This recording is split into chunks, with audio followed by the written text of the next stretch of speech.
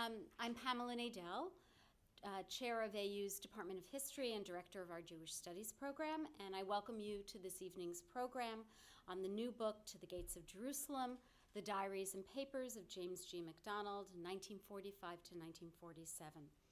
Our program this evening is co-sponsored by our Department of History, our Jewish Studies program, and our Center for Israel Studies.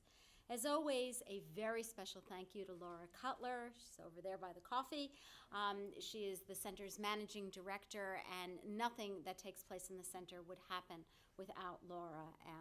She's extraordinary talents make all of this wonderful programming possible. So I'm delighted to welcome you, and I'm going to make some very brief introductions of our panelists and then let them get underway. At the very end of the table, on my left, on your right, is Professor Norman Goda. He is the Norman and Irma Breitman Professor of Holocaust Studies at the University of Florida. His books include Tales from Spandau, Nazi Criminals and the Cold War, and The Holocaust, Europe, the World, and the Jews. He has also co-authored with Richard Breitman, U.S. Intelligence and the Nazis, and also Hitler's Shadow, Nazi War Criminals, U.S. Intelligence, and the Cold War.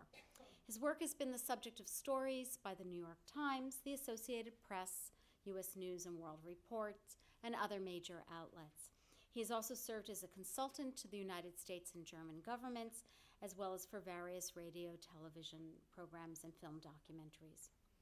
My colleague Richard Breitman, in the middle, is the author or co-author of 11 books and many articles in German history, U.S. history, and the history of the Holocaust. His books, The Architect of Genocide, Himmler and the Final Solution, and Official Secrets, What the Nazis Planned, What the British and Americans Knew, were translated into 5 foreign languages. His 2013 book, FDR and the Jews, co-authored with our colleague Alan Lichtman, won the National Jewish Book Award in American Jewish Studies and was a finalist for the Los Angeles Times Book Prize in History. Professor Breitman is Distinguished Professor at American University and also editor of the journal Holocaust and Genocide Studies. Professors Goda and Breitman will be discussing their new co-edited book this evening, and the program will be moderated by our colleague, Professor Michael Brenner. Professor Brenner is the Seymour and Lillian Abenson Chair in Israel Studies and Director of AU's Center for Israel Studies. He is also Professor of Jewish History and Culture at the Ludwig Maximilians University of Munich. The author or editor of more than 25 books, many of which have appeared in translations in at least 10 different languages. His books include A Short History of the Jews, Zionism, A Brief History, and After the Holocaust, Rebuilding Jewish Lives in Post-War Germany. He is the international president of the Leo Baeck Institute and was most recently awarded the Order of Merit of the Federal Republic of Germany for his extraordinary contributions to advancing the study of Jewish civilization there. Please join me in welcoming our panel.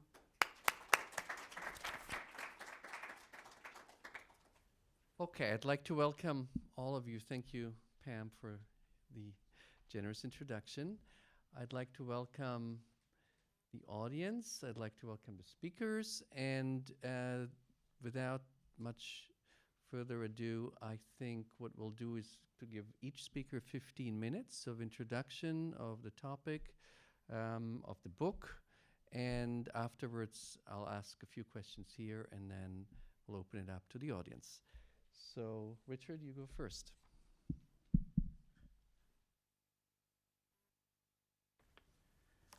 I'd like to add my thanks to Laura and Pam and Michael for agreeing to do this, and thank you all for coming out.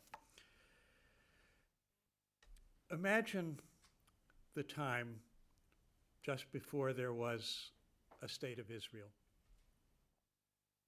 I'm looking around and I say, oh yeah, you all have to imagine that time. Suppose I tell you that this book is a diary account of a committee of which few of you have ever heard. after much time and trouble, the committee in 1946 came up with a compromise report regarding displaced persons in Europe and Palestine that one of the sponsors of the committee quickly rejected. Events in 1947 and 1948 overtook the committee's report, and as a result, the committee is mostly forgotten. Norm and I would like to persuade you that you should be interested in this committee. Tough task? Well, let's see. Let's start by recasting the story of this committee. If you're interested in the relationship between survivors of the Holocaust and what became the State of Israel, this diary is highly relevant. If you're interested in the attitudes of Britain and the United States toward what became the State of Israel, and really the connection, their attitudes towards the Holocaust and how it fed into the situation in Palestine, this diary is even more relevant. You don't have to take my word for it.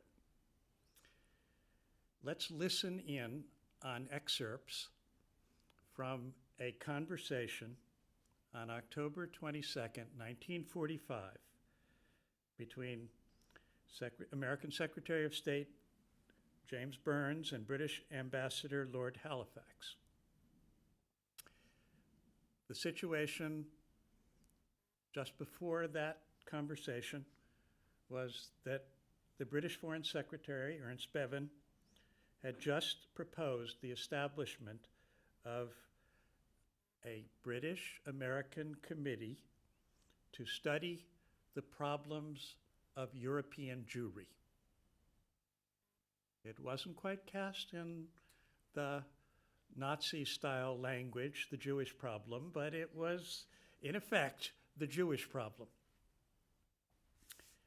All right, I'm going to read excerpts.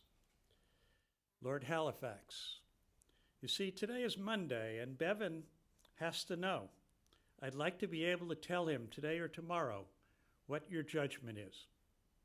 Burns, I'm going to think that one over this evening. I'm not clear, but I think if the terms of reference were different, that the President, Truman, could agree to it. But the terms of reference as set out do not even mention Palestine. Halifax, I know exactly what he, Bevin, has in mind. I am sure that in his mind is a desire to put up a flag and say, all you people who say that the only remedy for the Jews is Palestine, you put your head in a bag. It is not true, and we are going to look into all possibilities. A great many will want to go back to their homes, Europe, or the United States, or to Palestine, but for heaven's sake, stop saying Palestine is the only solution. Burns, I imagine that was it, and of course that is just what the Jews over here in the U.S. are interested in. They're not interested in the plight of Jews in Europe. What they're interested in is they believe they ought to have a country of their own. Halifax, that's all they're thinking of. All he, Bevin, is saying is, let's find out from the Jews if they want to settle in France or Romania, and if they want to stay there, that's all right. Burns, we believe that this thing should be settled through a trusteeship in the United Nations, and that pending settlement by the United Nations, there should be a joint Anglo-American committee of inquiry as a matter of urgency. Halifax. I should think that it might be possible for him, Bevan, to have a more specific reference to Palestine if it would help you, provided you don't put him into a position of accepting a Hitler thesis that there is no room for the Jews in Europe. So, this committee became the Anglo-American Committee of Inquiry regarding the problems of European Jewry and Palestine. Full disclosure, we found this document, the conversation, only after we completed this volume. It was part of our research for volume 4, so you won't read that in this particular book. However, that does prompt me to say that this book is somewhere between 80% and 90% diary, and the rest of it is our introduction, our conclusion, and our additional research, which we've separated out by putting it in italics, so that you can tell what is diary and what is not diary, and the additional research kind of fills in things that the diary doesn't fully explain. So back to the committee. 12 men, they were all men, 6 Brits, 6 Americans, a range of political views, but James G. MacDonald, was nominated by at least one of Truman's advisors and imposed on the State Department. They were aghast when they learned that MacDonald had been named to the committee. Who was James G. MacDonald? Maybe a few of you know, but I'll give you the basics. So MacDonald, born in Ohio, raised in Indiana, went to Indiana University, did some graduate work at Harvard, never got his PhD, became head of something called the Foreign Policy Association, which still exists, and from there managed in 1933 to get an appointment as League of Nations High Commissioner for Refugees. Unfortunately, neither the League of Nations nor any of the other major governments wanted to support his efforts to get Jews out of Germany and resettled elsewhere. He resigned in protest. He later became chairman of President Roosevelt's Advisory Committee on Political Refugees, which he continued to do part-time until the end of World War II. After the war, he was kind of looking for something new to do, and this offer to join this committee was to him something to pursue work that he had long been interested in, and to perhaps make up for some earlier failures. Where did the committee go? Well, it started in Washington. It held hearings. It went to London and held hearings. The committee then went to the continent and split up. Some members went to France and to Switzerland, as MacDonald did. Others went to zones of occupied Germany and to Austria, some as far as Poland. They talked to Jewish survivors of the Holocaust. They talked to Jewish community leaders. They found overwhelming sentiment for resettlement in Palestine. Even the Brits, who didn't want to hear this particular message, conceded that this is what younger Jews seemed to want. Some British members of the committee argued that Jews were fleeing post-war Poland because they were by nature migrants, incapable of growing deep roots anywhere. Others felt that the Soviet Union was manipulating the flight of Jews from Eastern Europe to Western Europe in order to insert among them communist agents. One British representative suggested settling surviving Polish Jews in Poland's newly acquired province of Silesia, which was literally in the shadow of Auschwitz, rather than in Palestine.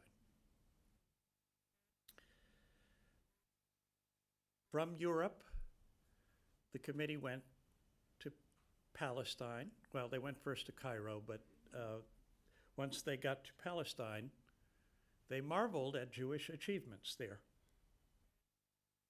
And this brought at least some of the Brits closer to American views about immigration to Palestine.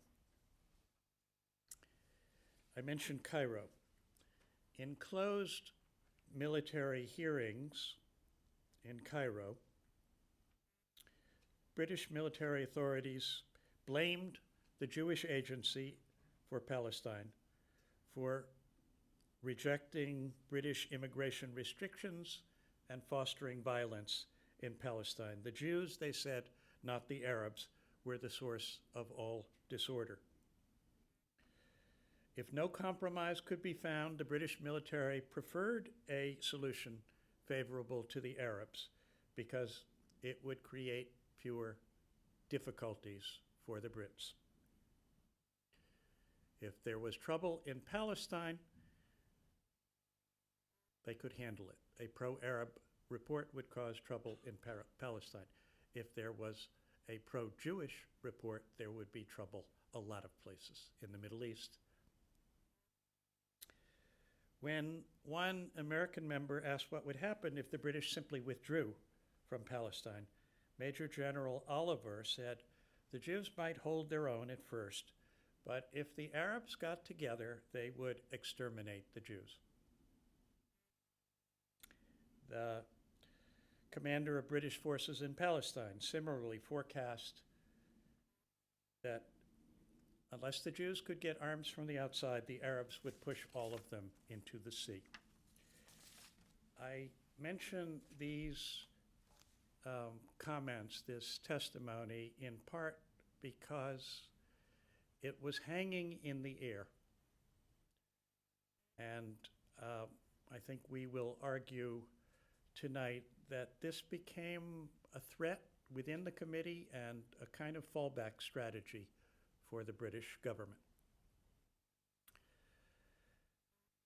Let me jump to the report. They, after touring Egypt, Palestine, Lebanon, Syria, part of the committee went to Saudi Arabia, and listening to Arab governments, they went to Switzerland, they fought, they finally came up with a compromise that called for the entrance of 100,000 Jews into Palestine quickly.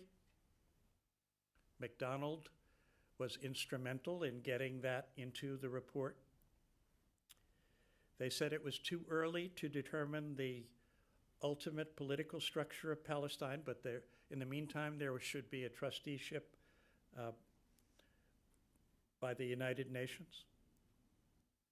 Before the committee report was published, President Truman announced that he was accepting the committee report. The British government was not consulted. Britain was trying to get American backing for its policy. They had a problem. They couldn't openly reject the report and hold on to American backing. So they said, well, this is a complicated report.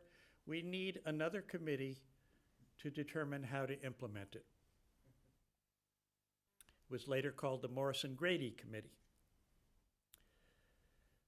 The Morrison-Grady Committee had a very different composition. and came to entirely different conclusions. Those conclusions leaked. As they began to leak out, MacDonald, together with the two senators from New York State, met with President Truman in the White House on January 27, 1946. Truman tried to parry them by saying, hey, the plan is not finished yet. But MacDonald would have none of it. He said the basic principles were clear and they were anathema.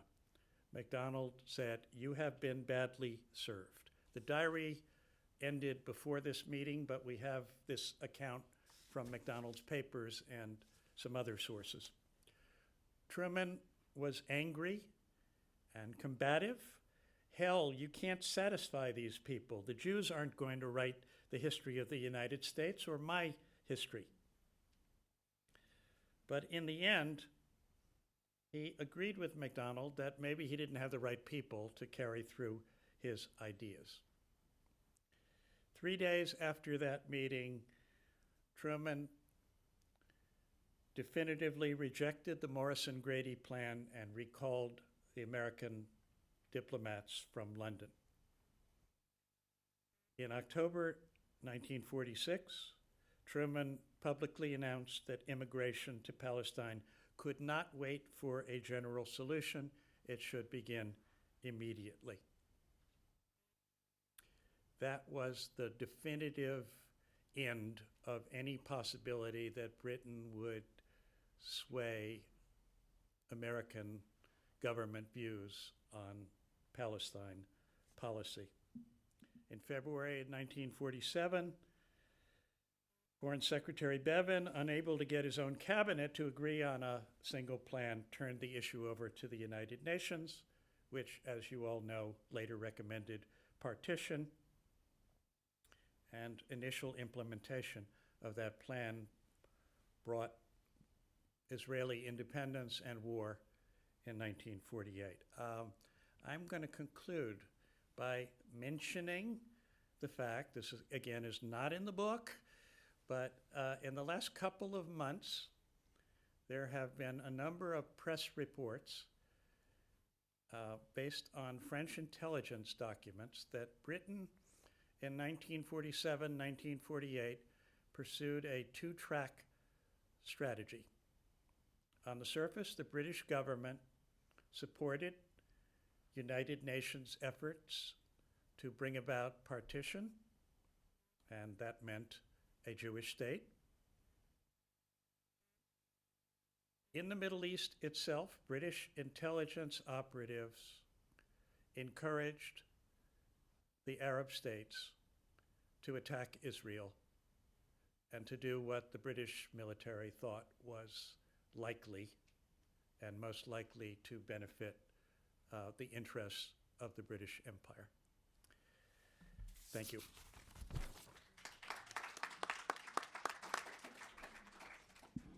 Thank you, Richard, for giving us some taste already of the diaries and the book. And I ask Professor Goda to follow up for another 15-minute introduction, his part.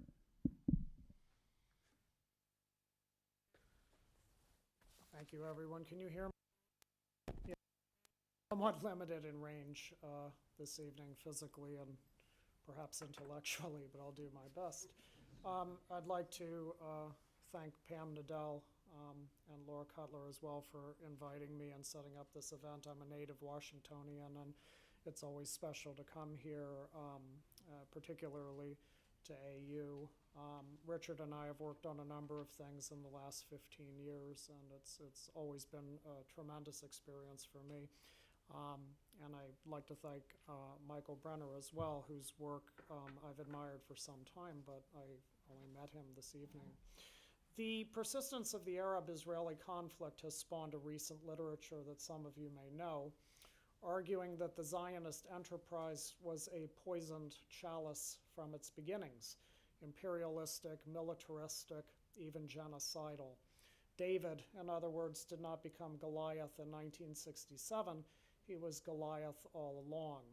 American Jews, meanwhile, according to this literature, were complicit, manipulating the U.S. government and rejecting perfectly reasonable schemes whereby Arabs and Jews might have shared Palestine in a binational state. To right these wrongs, some say, narratives must change, resolutions must pass, boycotts must be imposed, Palestine must be liberated, etc., etc., etc. Discourse for many years has become something of a weapon. MacDonald's diary from the Anglo-American Committee on Palestine informs the origins of some of this discourse, and it's this that I want to focus on in my time. The British, as you just heard, created the committee in 1945 to hear testimony and make binding recommendations to London and Washington, but London expected from the very beginning that certain conclusions would be reached. One, Jewish refugees in Europe could stay in Europe, and in fact, they could go back to Poland and live happily ever after. Two, Jewish refugees did not really want to go to Palestine. Rather, they were being manipulated by Zionist agents. Three, Zionism itself was aggressive, indoctrinating the young into a national cult. Four, Arab objections were not based on anti-Semitism at all, but rather a very principled anti-imperialism. The British had to do some handsprings with that. And five, geopolitical disaster would result if Zionism had its way. The Arab world would then turn away from sort of an imagined friendship that it had with the West. And faced with these arguments, how could the committee ever recommend additional Jewish immigration, much less a Jewish state? MacDonald understood a few things about this committee. And keep in mind, there had been many, many committees about Palestine before, but this one was different. First, it was the first such committee that was convened after the Holocaust itself. Second, it was the first such committee that met at the beginning of what would become Britain's rapidly accelerating process of decolonization. And three, of course, it was the first such committee that really included the Americans in an integral way. And so MacDonald understood that this work would be the bedrock, or at least he expected that this work, the recommendations, would be the bedrock of future global policy. But he also came to understand throughout the hearings that discourse concerning Zionism was very important, because the British hoped in these committee meetings to completely delegitimize Zionism itself.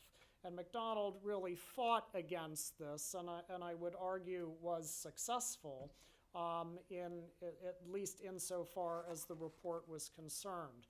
I'll give a few examples. First, British colonial officers testified in many places, as we have just heard, in London, in Cairo, in Jerusalem itself, in order to safeguard the British geopolitical position in the Middle East. And they tended to link Zionism with what had become a very discredited European nationalism following World War II. Jews, they testified, were responsible for the turmoil in Palestine because Zionism itself was fundamentally expansionist. In London, there was a general by the name of Sir Edward Spears who had served as a British military mission officer in Damascus and Beirut as the French were being kicked out. And he argued the following, and I quote, "Zionist policy in Palestine has many similar features to Nazi philosophy, including the Nazi idea of Lebensraum." MacDonald immediately challenged this, and he said, and I quote, I was surprised. MacDonald was a very polite man. We have to sort of keep this in mind. But MacDonald's riposte was, I was surprised and somewhat shocked at the general's characterization of Nazis as marked by Zionist tendencies. Having known something about the Nazis in firsthand experience and having dealt with their victims over a considerable period, I wonder if the general didn't really mean that there are few Zionists, very, very few, whom one could characterize this way, if at all. And this was not an atypical exchange. It happened several times in London, it happened several times in Cairo, it happened several times in Jerusalem as well. Secondly,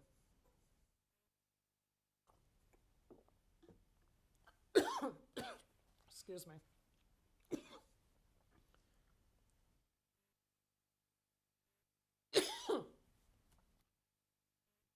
Arab testimony tried to walk that fine line that we have witnessed over the past few years between anti-Zionism on the one hand and anti-Semitism on the other. But they often tripped over the fine line. Arab notables testified in Washington, in London, Jerusalem, in the Arab capitals, many at their own behest, many at the behest of the British authorities.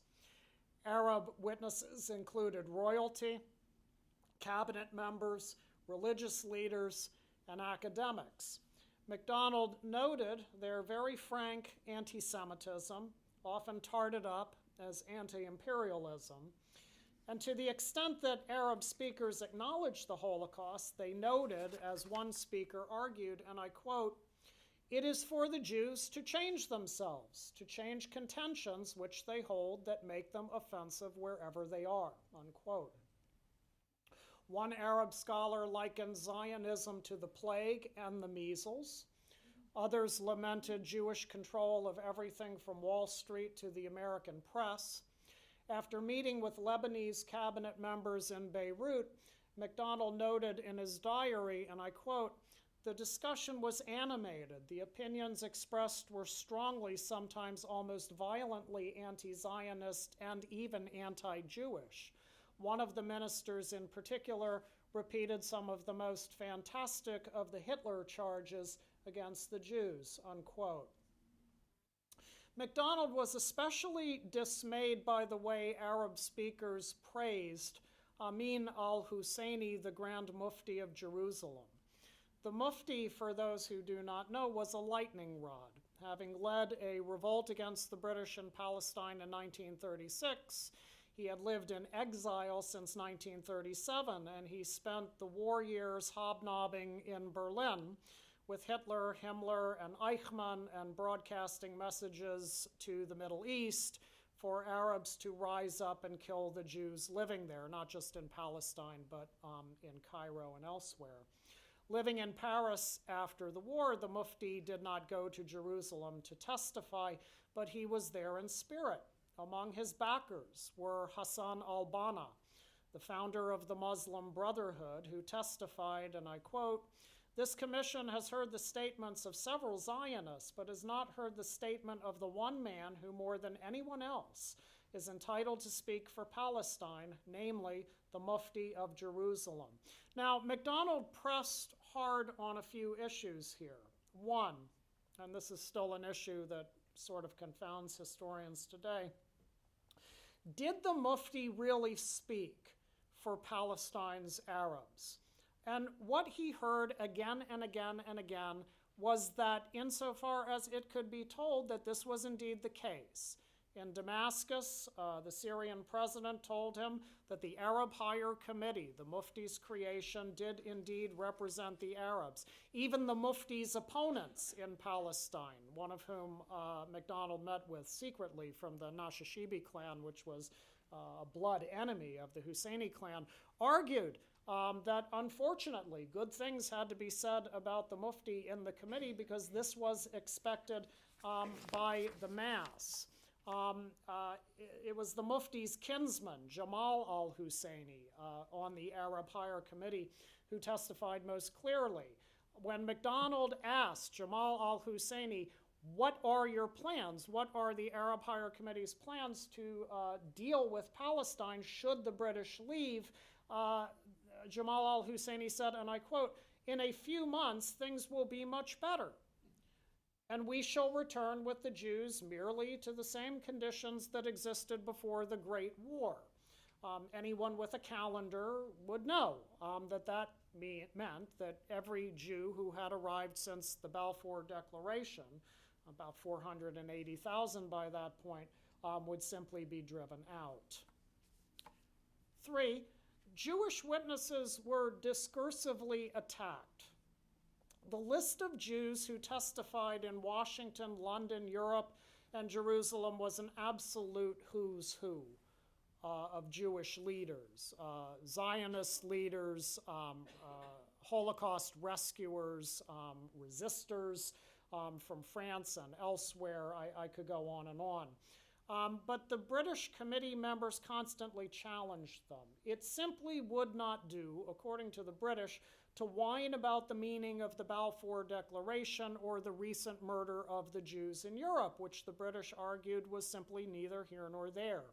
Jewish witnesses had to show how more Jews in Palestine would not result in chaos. Now, in this context, MacDonald sought additional information to disprove a key British argument that Zionism was a dangerous national cult. In Europe, MacDonald made it a point to hear from Jewish wartime leaders, from communist resistor Adam Raisky in France to the Italian Jewish rescuer Raphael Cantoni, to Lev Garfunkel, who was a former member of the Jewish Council in Kovno. None of them were Zionists before the war, but all called for a Jewish state in Palestine. He also visited Jewish DP camps that were far off the beaten path, some of which had 200, 300 Jews in them. Near Lake Constance, he visited a small group of Orthodox Jews who had never been Zionists before the war. There, MacDonald wrote in his diary, "We sat around the table and listened to the rabbi's eloquent denunciations of the British and his passionate pleas for American help in establishing a Jewish state." In Palestine, MacDonald toured Jewish settlements, seeing everything from vineyards to nurseries. And aside from hearing the testimony of Jewish agency leaders, he met with them privately.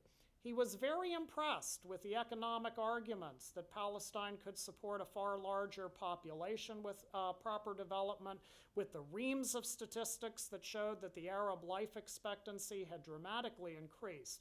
He was struck by the sincerity of Zionist arguments made repeatedly by David Ben-Gurion privately and others, that Jewish-Arab enmity, according to Ben-Gurion, and I'm quoting, was, quote, "a passing thing," unquote, and Ben-Gurion's private comment that, quote, "only the Jews could win the confidence of the Arabs and thus stabilize that part of the world." MacDonald wasn't benighted. He knew that Palestine was an armed camp in 1946, and he knew that disaster was some sort of a possibility. But in the end, he also believed, as he wrote in 1947, and I quote, "It will not take too long after a Jewish state in Palestine has been established before the young and progressive Arab intelligentsia, which is bound to arise, will join hands with Palestine Jewry for the common good of the Middle East, so unwelcome to the Muslim potentates and clergy," unquote.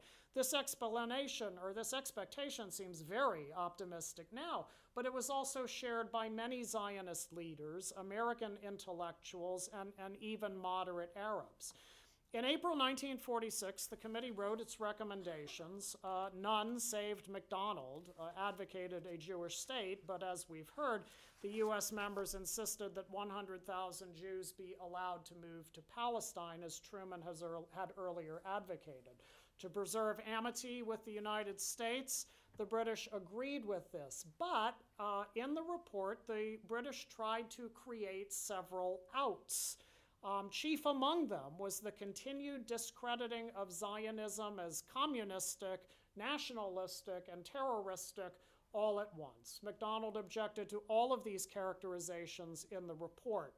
I'll read some of his comments during the argument here. on the part of the report having to do with the economy that argued that the Jews were a bunch of communists. MacDonald wrote, "The phrase superimposed Jewish economy seems out of place if Jewish development is to be accepted, as I believe it must be, as an essential or even a decisive element in the country's economy. The reference to a facade of private enterprise does not accord with the facts as known to me. I believe that some 90% of Jewish industry and most of the commerce is entirely private."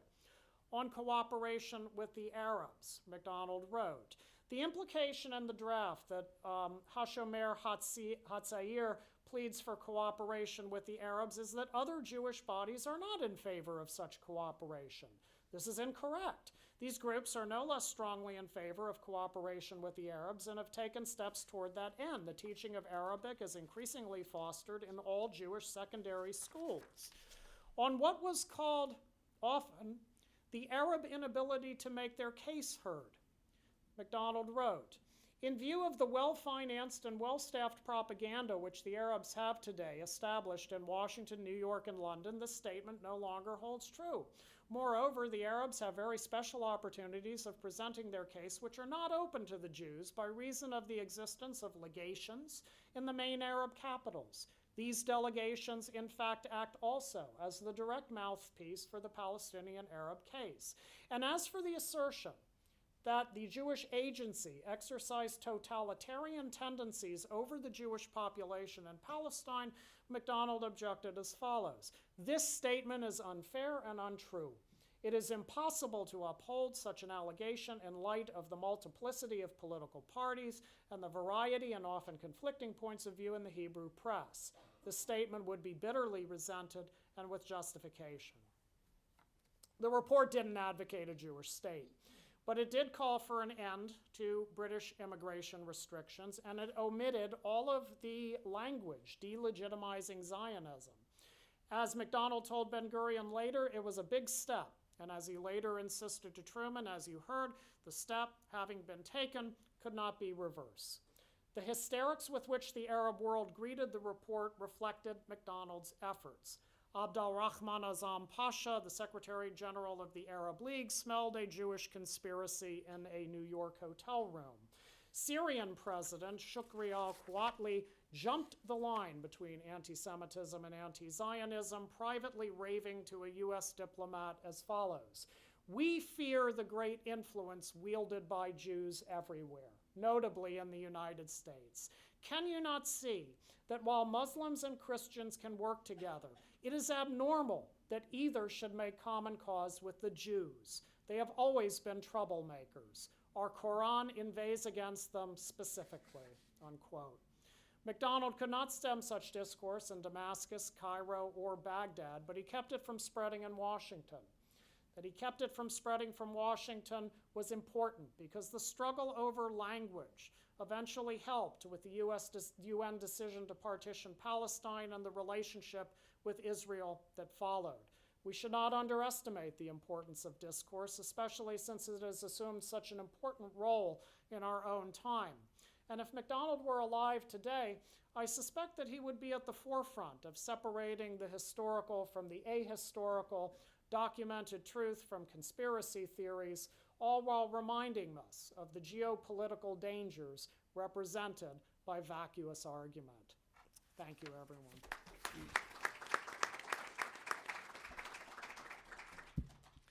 Thank you very much, Norm and Richard. Let me say before I ask the first question, when you have the book in your hands, the cover says the subtitle says The Diaries and Papers of James G. MacDonald, and it sounds like maybe some dry diary with some comments and footnotes, but it's really not. If you read the book, first of all, you will see a lot of excerpts from some of the leading minds of the time, not just politicians like Weizmann, Ben-Gurion, of course, Americans and British politicians, but also Einstein, who testifies, and other figures of religious and cultural significance, Rabbi Stephen Wise and many others who appear here. The book is also, in a way, a travelogue. It's really a history, very fascinating cultural history of traveling, the way they travel from the United States to England, and they are kind of shocked because they're put into the main deck with 12 bunk beds with 12 people in the room, and the British, it's on the Queen Elizabeth, right? And the British apologize, and then you have the travel from Egypt to Jerusalem in a train, and it's really fascinating to read, not just in terms of the testimonies and of the diaries, but it is in many ways a political and a cultural history of the time, and it's a time when you also and both of the speakers alluded to it, you have hundreds of thousands of Jewish survivors in Europe who do not want to go back to Eastern Europe. Pogroms already in 1945, you have pogroms in Poland, and of course they spread through 1946, and you have DP camps, displaced persons camps, all over Germany and Italy and Austria. And as the title page already shows, they are really waiting to come to Palestine, the future state of Israel. And the last point, and I think that became very clear, especially in Norman's talk before, the anti-Semitism, which really did not disappear after 1945, and you hear it not only in Eastern Europe, but some of the quotes from the politicians. You mentioned a few of the British voices here, but even among the Americans, if you think of General Patton in Germany, there was still quite some clear and unambiguous anti-Semitism around right after the Holocaust. So my first question is just a little bit about the committee. It was 6 British members and 6 American members, and my question is, was it clear that the British had one kind of attitude and the Americans another one? Or did you see, I mean, as I alluded, someone like Patton had clearly anti-Jewish views in Germany, was not on the committee, of course. But can you see British voices in the committee which were more pro-Jewish or pro-Zionist and Americans who were not? Or was there clear American versus British attitude?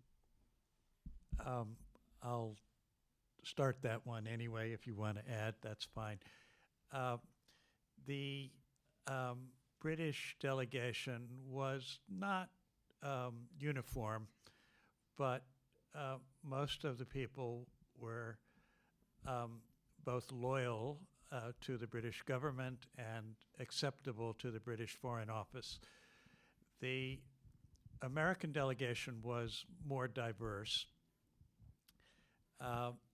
and that largely came about because Truman and Truman's advisors decided not to simply accept the State Department's nominees. And as I think I indicated, MacDonald's name showed up late and was unexpected to the State Department as well as the British. And there were people who were aghast.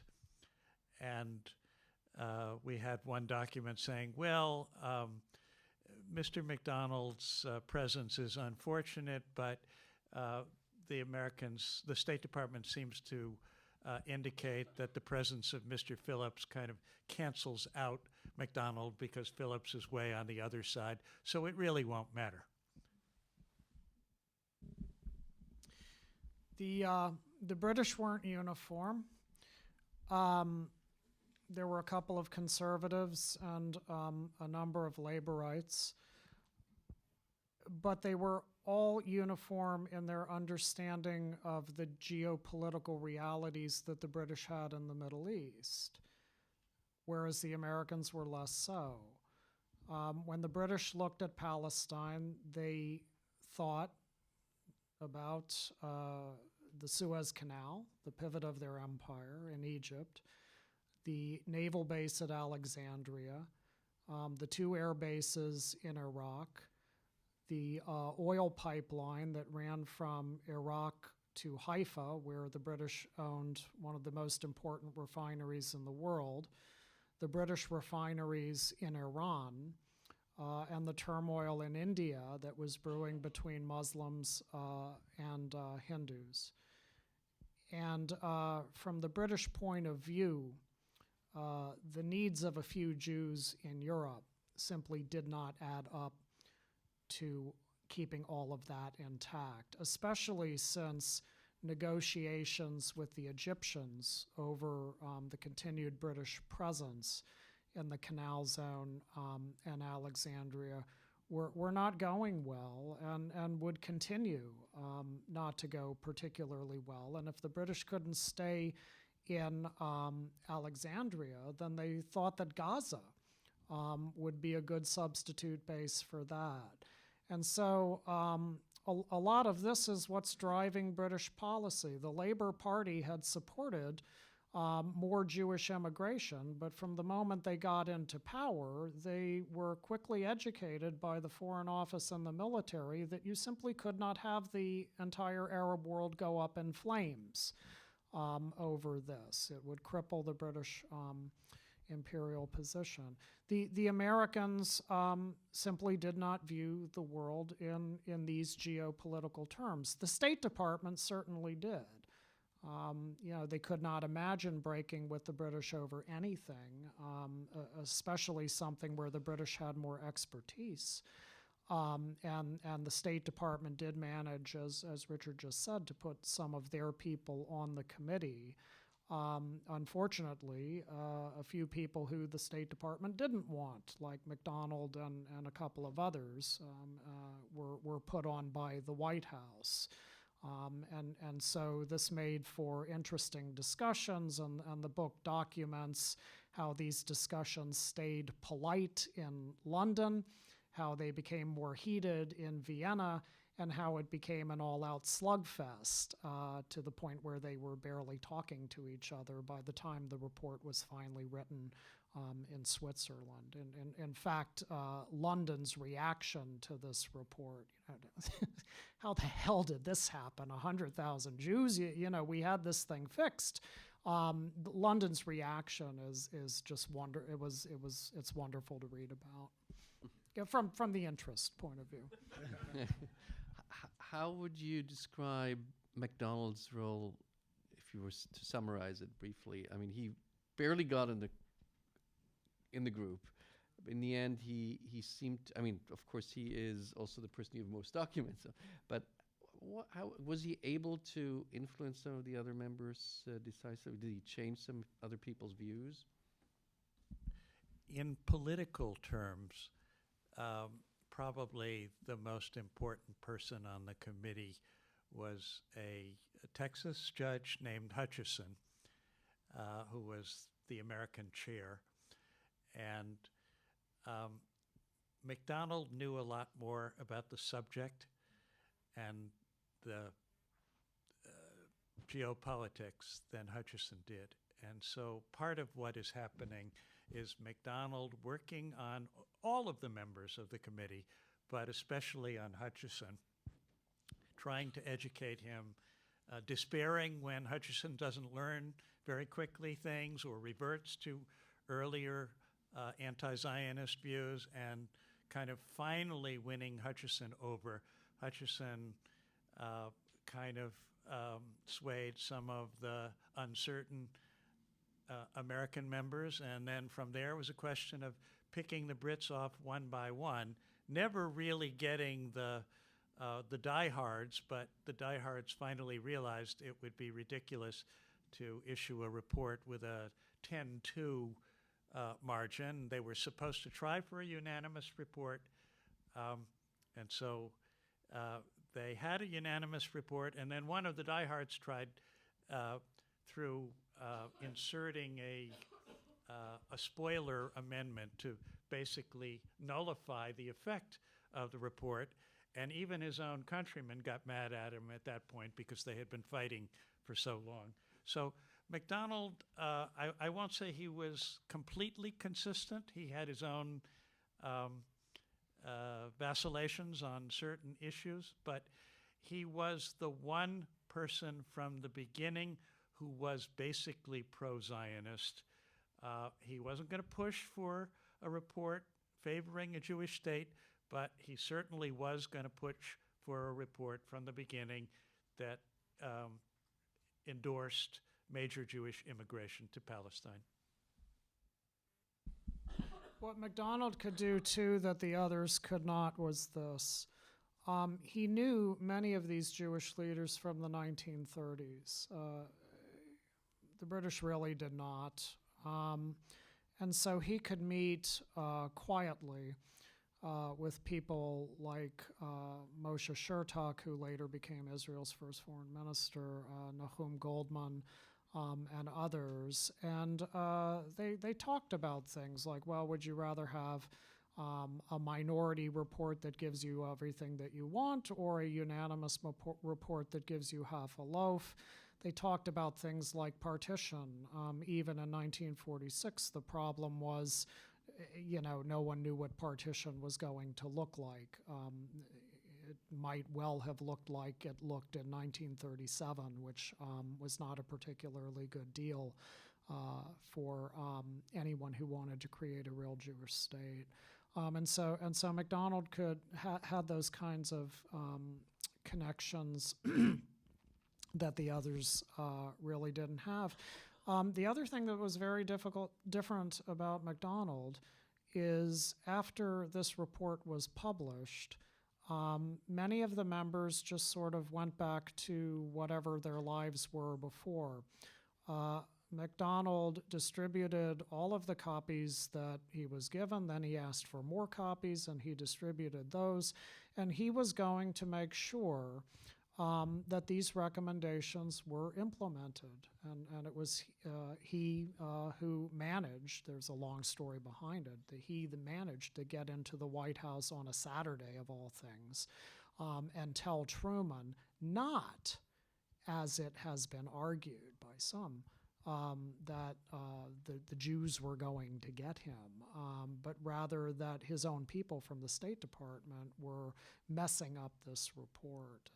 And so that's one thing that was different about him as well. Let me ask one more question and we open it up. It is striking, I think, for everyone who reads it. We are in 1946, we're 1947, and the idea of the Jewish state is really kind of still very unclear among not just the members of the committee, but among most of the people involved in the discussions here.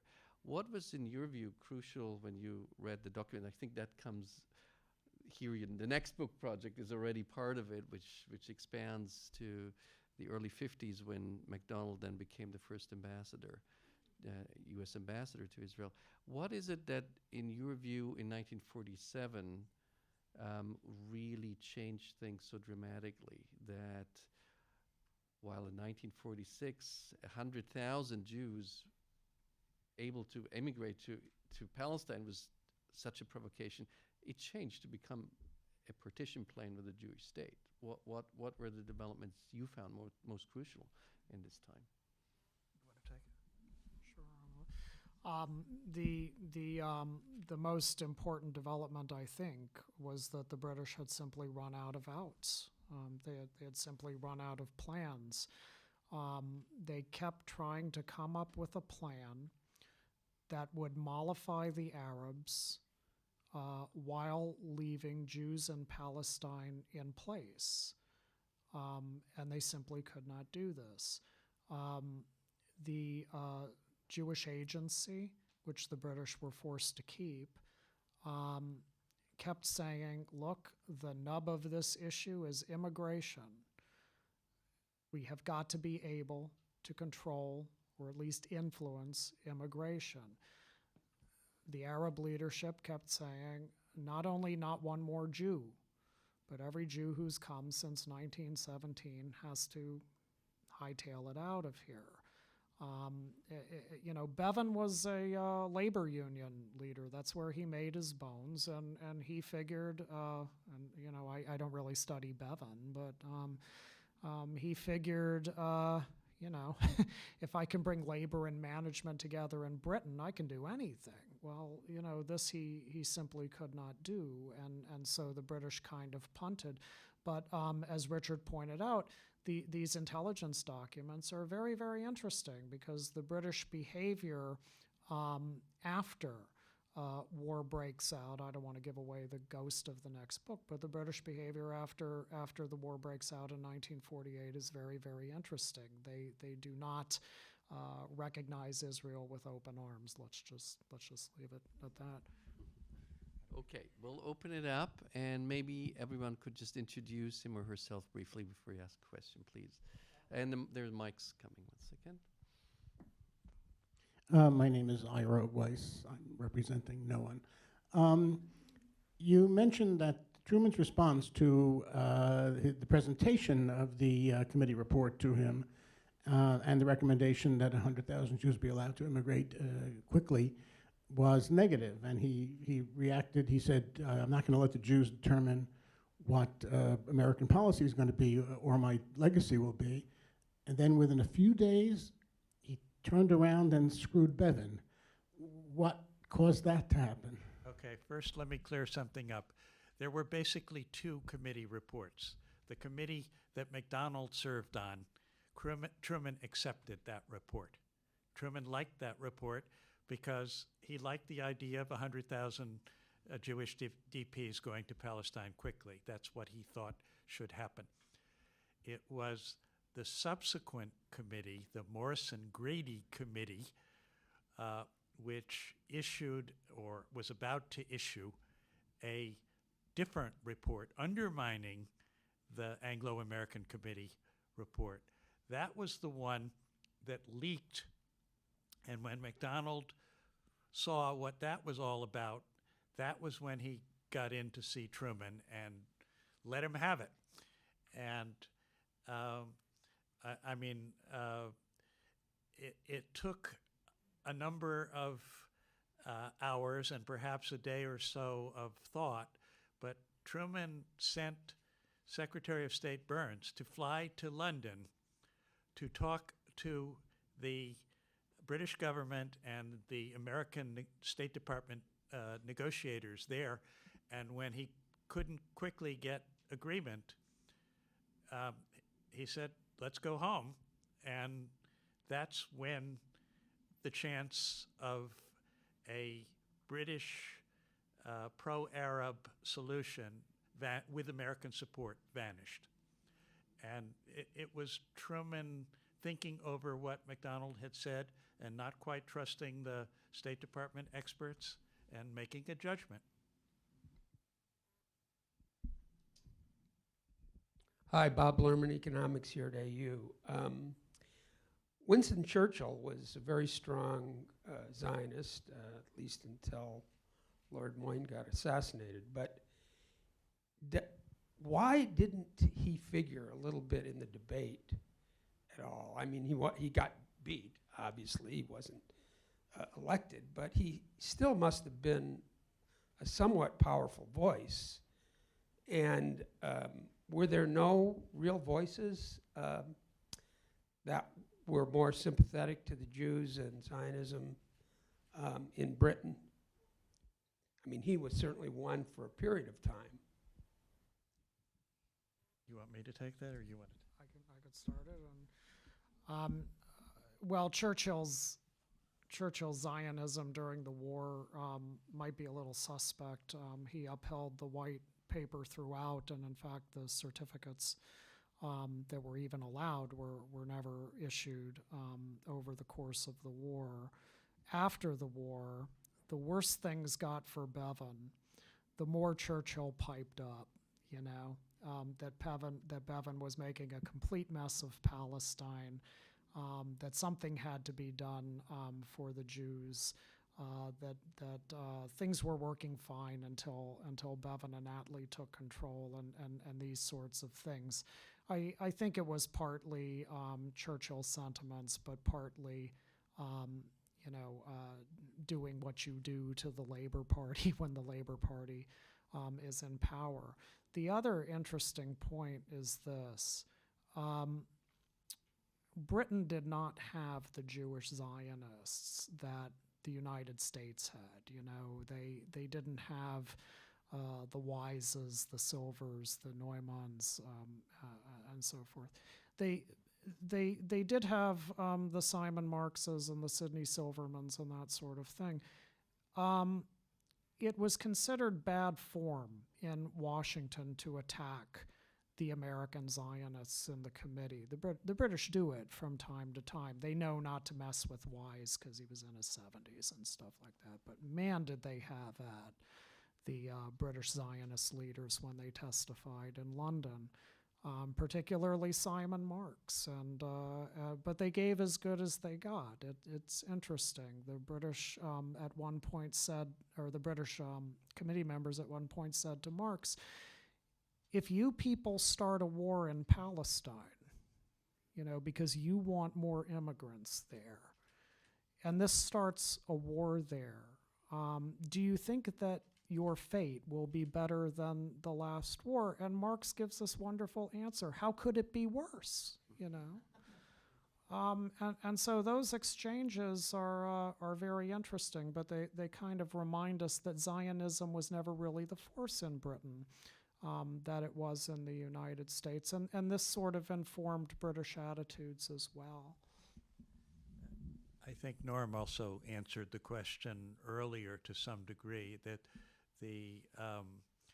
there was so much attachment in both parties to the interests of the British Empire, and there was very little way to square a pro-Jewish report or even a 50-50 compromise with the interests of the British Empire, that it just didn't have a lot of purchase in Britain, whereas in the United States, there were people who said, look, this is a difficult issue, and kind of issues of history and morality trump issues of geopolitics, and that was, in effect, MacDonald's view. Yeah, here, please. Thank you. This is Luis Jefes. I want to ask you, just to take you away for a second from your book. After the defeat of the Ottoman Empire, the British took the area with power. There was any question about who created the word Palestine? Do you have any history about it? I'm not sure I understand the... Who created the word Palestine? Oh, the name Palestine. The Romans. Yeah, it's a Roman... It was basically to humiliate the Jews after the destruction of the Second Temple. So it was a Roman word. How was the relationship between the British and the Palestinians of the time, before the word Zionism exists? Well, Palestine was a province or a segment of the Ottoman Empire.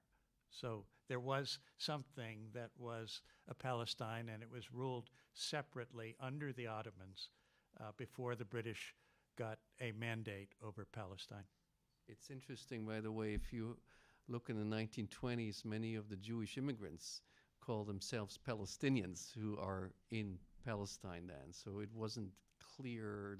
It wasn't clear that it was an only Arab term in the 1920s and 30s. It changed, of course, later, but some of the immigrants who came would call themselves Palestinians as well.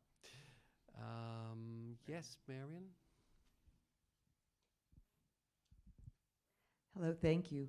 I have a question, and Richard, you just used the word moral, so that's where I'm going to hang on to that. So the British and the Americans, you both made the point, are allies. But allies can also be rivals.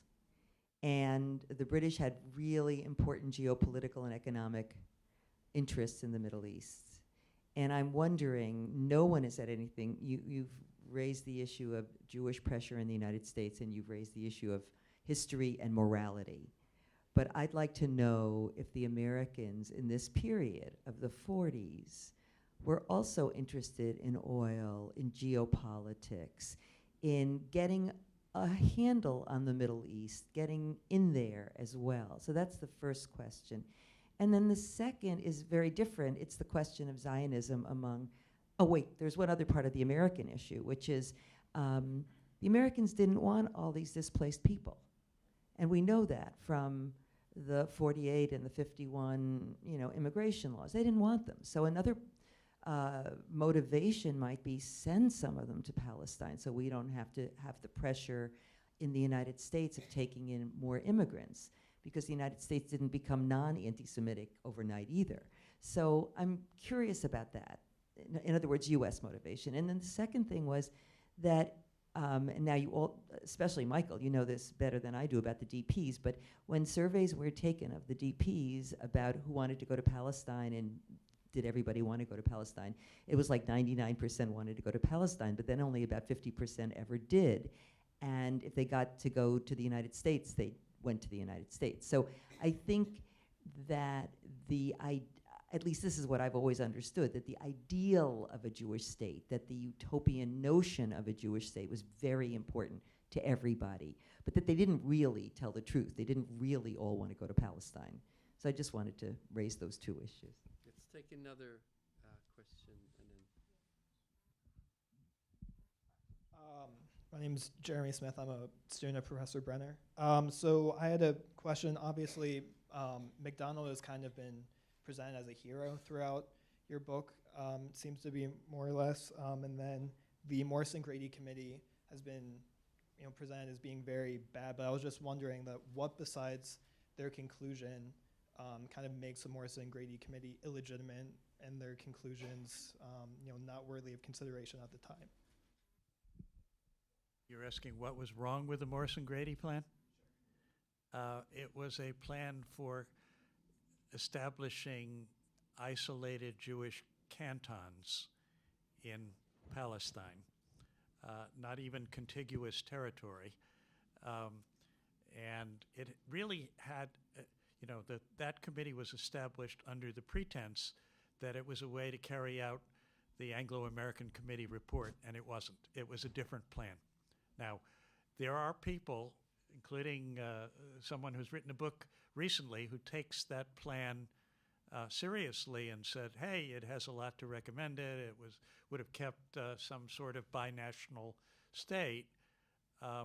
But the whole purpose of the Morrison-Grady plan was to undermine the earlier Anglo-American Committee report and to come up with something that the British government found consistent with its imperial interests. And the State Department people who went to London and participated in that was fine with them. It wasn't fine with MacDonald. So whether you consider that heroic or not, that was the kind of dynamic that played out. Let's go back to Marion's questions, if I can remember them. Moral issues versus geopolitical issues, I remember that. I guess we need to define who we're talking about when we say the Americans. So, I mean, for the most part, we're talking about the committee and then its interaction occasionally with the State Department, but usually going around the State Department and dealing with the White House. And the committee was not really calculating, the Arabian American company has important interests in Saudi Arabia, and we need to take account of the oil situation. The committee just wasn't composed of that kind of people on the American side. So was the State Department interested in that stuff? Of course they were. In fact, and there were State Department people and some intelligence people, OSS people, who went to work for Aramco and, were active in Middle Eastern politics. So we're not saying all Americans good, all Brits bad, and so forth. We're just telling you what the role of this particular committee was and what the attitudes of the committee members were. I guess I want to say also that this committee really did change over time. MacDonald was a tiny minority at the beginning, and the more places the committee went, the more supporters he had. And so there's a process of education that takes place, and then a process of confrontation and education that takes place within the committee, as sometimes it happens even in academic committees. And then, then the governments had to deal with something that was not so easy to ignore. I know you asked more than that, but maybe Norm remembers the rest. Immigration to Israel? Or immigration to the U.S. and Israel? Yeah, the DP. Right. Well, of course, all of this is true. It's good to see you, by the way. All of this is true, as you know, that the Immigration Act wasn't passed until 1948, and even when the Immigration Act was passed, there were certain things in the act that were designed to keep Jews out. I think this is one of those cases, though, where chronology really matters. In 1946, and this is early 1946, things look a certain way to Jews in Europe. You still have Jews streaming out of Poland, Romania, and Hungary who have just discovered not only are they not going to get whatever property they once had back, but that their lives were in danger. They were looking for a place where they would be safe. Even the U.S. was not trusted. And that what they keep coming back to is a country of our own, where we are the majority, is the only place where we'll be safe. Two things happen in 48, of course. One is the DP Act in the United States, which allows DPs to come to the U.S. The other is the founding of Israel, but Israel is a war zone. You could not, with the founding of Israel in May of 1948, you could not just hop on a boat and go. The UN was doing everything it could to slow immigration. In fact, even Jews that the British had been holding at Cyprus for many months could not just go to Israel. Count Bernadotte, the UN mediator, was trying to keep military-age men out of Israel, and so one could simply not go. When immigration was more free-flowing in 1949, then the prospect was going to a place that was at war, that had shortages with everything, including housing, clothing, shoes, you name it, or going to the United States where you could set yourself up immediately. And so I think part of this is the world, there's so much more work to be done on this, and it has political implications for today and everything. But I think at the nub of it, the world is just a very different place to all of these DPs in 48 than it is in 46. One more quick point, speaking of implications for today. There is a recent current of literature which attributes a lot of influence to the Jewish lobby and Jewish pressure on Truman, and some of it is unflattering to the Jews, and some of it is unflattering to Truman, who only acts according to electoral interest. I just want to point out that this committee played a critical role, and you had 12 people, one of whom was of Jewish descent, and that was certainly not James G. McDonald. And just to very briefly relate to one of the points you made, Marianne, about the 99% of DPs who, when asked, and there were these polls, and they would say, we want to go to Israel, actually, they would say often, and not just Palestine. Yeah, clearly that was a political statement. That didn't mean they all, once they had the choice, would actually go to the Jewish state. They would go to America, to Australia, to South America, sometimes just as far away from Europe as they could after what they had gone through. And I think it shows us also something as historians, how careful we have to be with data. It's a little bit like I'm in the 1920s in Poland. There were in the census, people asked, "What was your native language?" And we have, I think, up to like 18% of Jews who say Hebrew, and we know there were hardly any Jews but it was a political statement. These were the Zionists who would say that's our native language. So that doesn't mean they really grew up with Hebrew in Poland or around the turn of the century.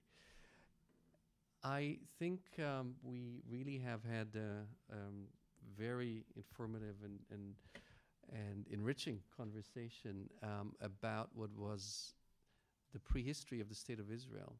And I can only recommend to get more of it. The books are out there, and you're welcome to purchase them. It is really a first-rate prehistory of the State of Israel from different sides, the British, the Americans, but also, of course, the Jews, the Zionists especially, who would later form the first government of the State of Israel, and many others. And my thanks go to the editors who are working to finish, I think, the 4th volume by the summer, and then we'll hopefully see each other again next year, whenever the book is out. And thank you to the audience for your questions and